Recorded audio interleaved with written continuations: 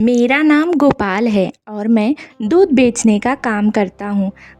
और कल मैं जब मेम साहब के यहाँ आया दूध देने तो मेम साहब और साहब दोनों अपने रोमांस में डूबे हुए थे। दोनों बाहों में बाहें डालकर एक दूसरे से बातें कर रहे थे। उनको ये भी नहीं होश था कि गेट खुला हुआ है। काफ़ी टाइम गेट खटखटाने के बाद मैं अंदर ही चला गया था। वो दोनों बिस्तर पर लेटे हुए थे। मुझे अचानक देख कर डर के मारे उठकर अपने कपड़े सही करने लगे। और आज ऐसा क्या हुआ कि पुलिस को आना पड़ा उनके यहाँ। पुलिस जब मौके वारदात पर वहाँ पहुँची, आनंद निवास के आगे बहुत भीड़ लगी हुई थी। लोहे का बड़ा सा दरवाज़ा बंद था, पर उसमें बना छोटा सा गेट खुला हुआ था।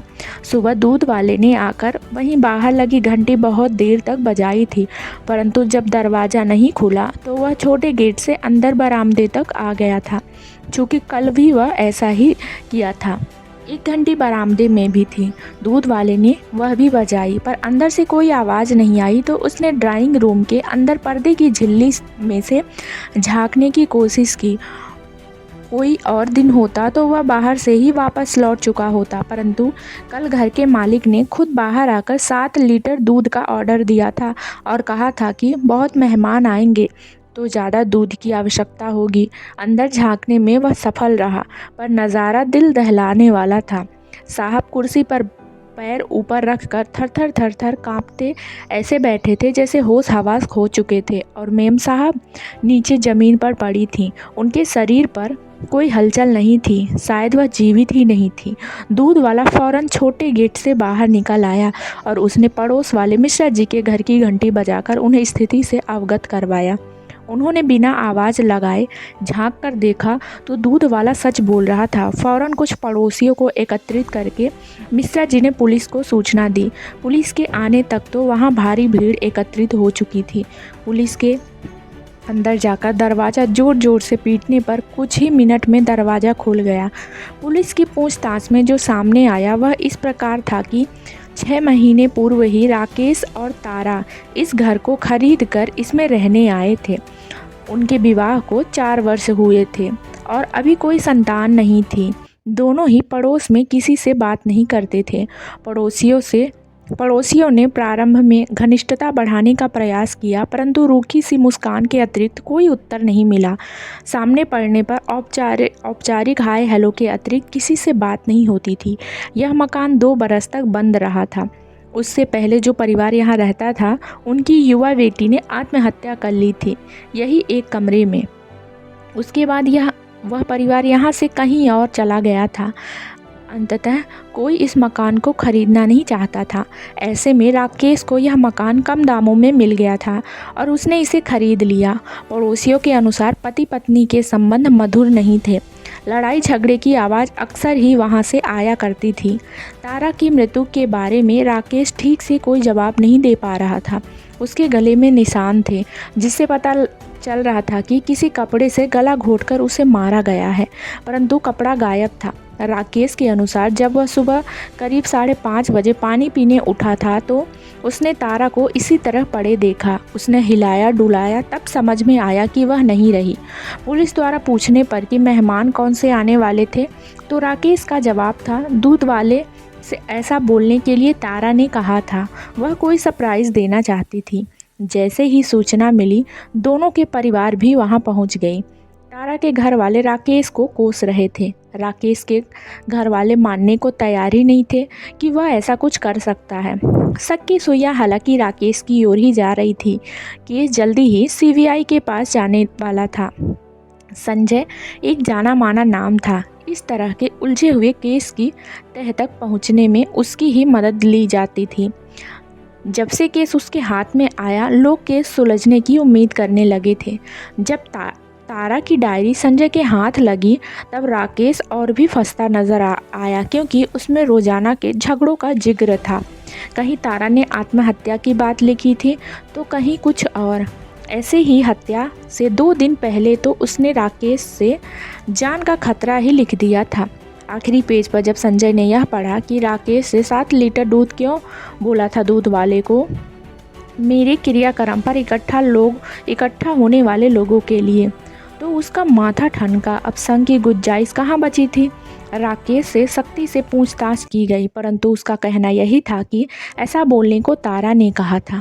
पूछताछ में यह भी सामने आया कि घर में कई दफ़ा अजीब अजीब आवाज़ भी सुनाई देती थी, जिससे तारा बहुत डर जाती थी। उसे किसी आत्मा के साए की आशंका भी होती थी। राकेश ने बताया कि आवाज़ तो उसे भी सुनाई देती थी, पर इस बात पर संजय ने विश्वास नहीं की। उसने राकेश से पूछा कि तारा डायरी में हर बात लिखती थी, तो उसने डायरी में ये बात क्यों नहीं लिखी। इस पर राकेश ने बताया, तारा को मैंने कभी डायरी लिखते नहीं देखा, वो डायरी लिखती थी यह तो मुझे आपसे पता चला। राकेश ने हैरानी से बोला। संजय ने डायरी निकाल कर राकेश को दिखाई। डायरी पिछले 5 से 6 महीने से लिखी जा रही थी। जब राकेश ने डायरी देखी तब उसने वो डायरी तारा की है यह मानने से इनकार कर दिया। उसके अनुसार डायरी की लिखावट तारा की नहीं थी। एक बार तो संजय चकराया, फिर उसने तारा की हैंडराइटिंग दिखाने के लिए कहा। उसे डायरी के अतिरिक्त घर में तारा के हाथ से लिखा हुआ कुछ नहीं मिला। राकेश ने कहा वह सारे काम लैपटॉप और मोबाइल फ़ोन पर करती थी। मैंने उसे घर पर कुछ लिखते कभी नहीं देखा था। संजय ने पूछा, फिर तुम कैसे यह दावा कर सकते हो कि राइटिंग उसकी है या नहीं। राकेश ने कहा, क्योंकि शादी से पहले उसने कुछ पत्र मुझे लिखे थे और एक बार हमारी जोरदार लड़ाई हुई तो गुस्से में उसने खुद ही सब फाड़ डाले थे। संजय ध्यान से उसके चेहरे को पढ़ रहा था। लिखावट तारा की है या नहीं यह साबित करना मुश्किल नहीं था उसके लिए, पर राकेश जो कह रहा था उसमें क्या थोड़ी सी भी सच्चाई है। राकेश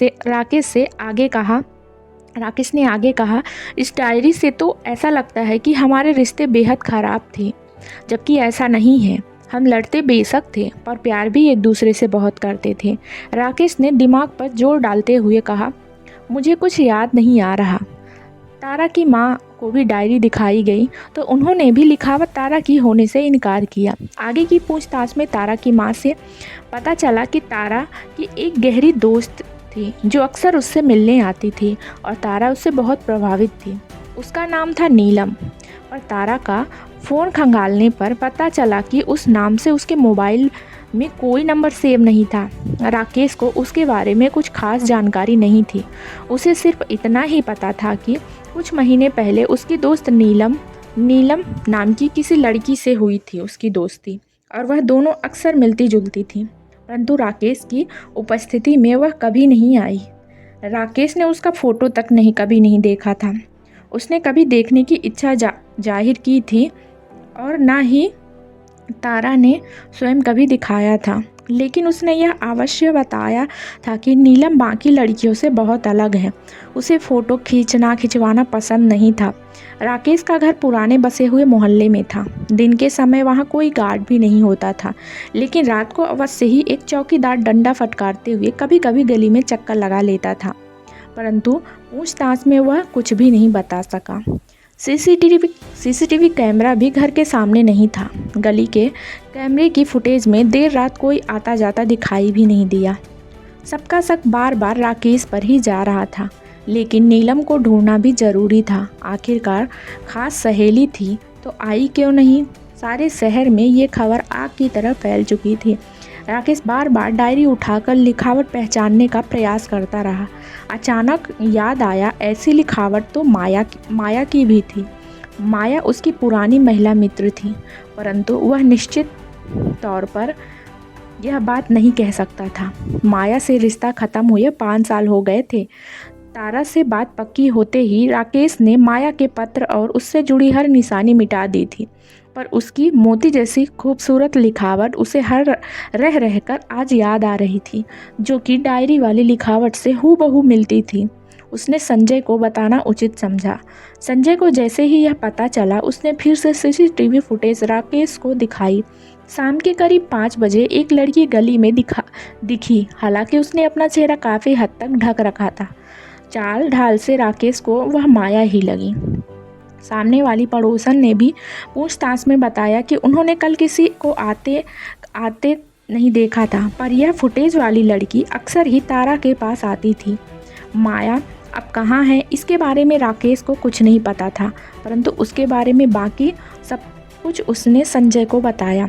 करीब 6 बरस पहले उसकी मुलाकात माया से हुई थी। उसका बिंदास स्वभाव राकेश को भा गया। धीरे धीरे दोस्ती बढ़कर प्यार में बदल गई। राकेश ने उसे जीवन संगिनी बनाने का फैसला भी कर लिया था। कुछ विश्वसनीय सूत्रों से पता चला कि माया सही लड़की नहीं है। उसका उठना बैठना आपराधिक प्रवृत्ति के लोगों के साथ है और वह स्वयं भी छोटी छोटी मोटी वारदात में नियुक्त करती है। राकेश का दिल टूट गया। उसने फौरन रिश्ता समाप्त करने का फैसला किया। माया ने बहुत मनाया, बहुत समझाया, खुद को बदलने की भी बात की, पर राकेश दृढ़ निश्चय कर चुका था। कुछ दिन बाद घर वालों ने ही उसके लिए तारा को चुना था। 6 महीने रिश्ता तय रहा। इस दौरान ही तारा ने राकेश को कोई पत्र लिखा था। शादी के बाद माया के बारे में राकेश ने तारा को कुछ नहीं बताया था और उनके बीच सब ठीक ठाक था। तारा को ही किसी ने इस सस्ते दाम पर मिलने वाले घर के बारे में बताया था और राकेश ने इसे खरीद लिया था। पता नहीं कैसे उसे माया के बारे में भी पता चला और तब से झगड़ा शुरू हो गया। यहाँ शिफ्ट होने से पहले तारा अधिक मिलनसार भी थी और पिछले पड़ोस के लोगों से उसके रिश्ते भी अच्छे थे। राकेश थोड़ा संकोची था और शुरू से ही ज़्यादा दोस्त नहीं बनाता था, परंतु यहाँ आकर तारा ने पड़ोसियों से रिश्ते नहीं बनाए। बस उसका सारा ध्यान नीलम की तरफ था। शायद उसी ने उसको ज़्यादा दोस्त ना बनाने की सलाह दी हो। माया का आपराधिक रिकॉर्ड होने की वजह से संजय को उस तक पहुंचने में अधिक वक्त नहीं लगा। पड़ोसियों ने तारा की सहेली के रूप में उसकी पहचान भी कर ली। जब पूछताछ की गई तो सारी साजिश की जिम्मेदार वही निकली। इस सब के पीछे राकेश से बदला लेना ही उसका मकसद था। पिछले 4 वर्षों में उसका सारा ध्यान राकेश और तारा की हर गतिविधि पर था। 3 साल तक वह खामोशी से रही, लेकिन पिछले एक साल में उसने तारा से जान पहचान करके दोस्ती कर ली। यह मकान भी उसी ने दिलवाया, क्योंकि वह ऐसी जगह उन्हें रखना चाहती थी जहां सुरक्षा व्यवस्था इतनी अच्छी ना हो।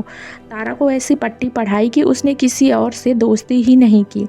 नीलम बनकर तारा को माया और राकेश के रिश्ते के बारे में नमक मिर्च लगाकर खूब भड़काया और बताया कि माया उसकी रूममेट थी कॉलेज में और राकेश से मिले धोखे के बाद सब छोड़ छाड़ कर कहीं चली गई। यहाँ तक कि राकेश द्वारा लिखी चिट्ठियाँ भी फड़वा डाली। तारा राकेश की लिखावट पहचानती थी और उसके बाद ही गुस्से में उसने अपनी लिखी चिट्ठियाँ फाड़ डाली।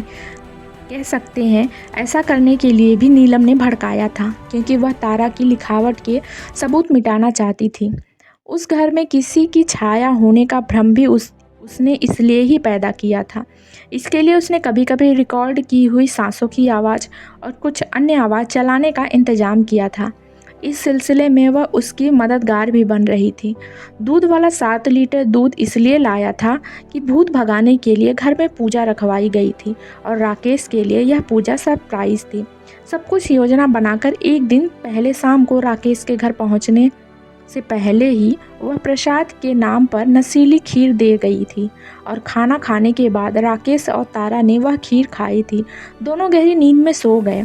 उस दिन वह घर में ही छुपी रही। रात को तारा को खींचकर हॉल में ले आई, जिससे राकेश की नींद ना खुले। अपने ही दुपट्टे से उसका गला घोंटकर मोबाइल से सारा सबूत मिटा डाली। मोबाइल फ़ोन से वह नंबर, मैसेज सब कुछ डिलीट कर दिया। तारा की दराज में वह डायरी रखी, फिर बाहर आकर सुबह की प्रतीक्षा करने लगी। 5:30 बजे जब राकेश का नशा टूटा तो उसे प्यास लगी। तारा बगल में नहीं थी, उसे लगा वॉशरूम में होगी। पानी लेने वह बाहर आया तो उसकी चीख निकल गई। उसने हिलाकर देखा तो डर कर कुर्सी पर खुद को समेट कर बैठ गया। यह सब माया ने बाहर से देखा था। जब रोशनी के साथ सड़क पर चहल पहल शुरू हो गया तो चुपचाप छोटा गेट खोलकर निकल गई। उसने पूरी कोशिश की थी कि हत्या के इल्ज़ाम में राकेश फंस जाए और सज़ा पाए, जिससे उसका बदला पूरा हो सके, पर ऐसा नहीं हो सका। बड़े से बड़ा अपराधी भी कोई सबूत छोड़ ही देता है और वह तो फिर भी उतनी शातिर नहीं थी। संजय जैसा ऑफिसर सामने था जिसने निर्दोष को सज़ा मिलने से बचा लिया। तो दोस्तों, उम्मीद करती हूँ कि हमारी आज की कहानी आपको पसंद आई होगी। अगर पसंद आई है तो वीडियो को लाइक करें और अगर आप मेरे चैनल पर नए हैं तो चैनल को सब्सक्राइब भी कर लें। और अगर आप इसी तरह की नई नई कहानियाँ सुनना चाहते हैं तो आप बेल आइकन को भी प्रेस करें ताकि मेरी नेक्स्ट कहानी का नोटिफिकेशन सबसे पहले आप तक पहुँचे।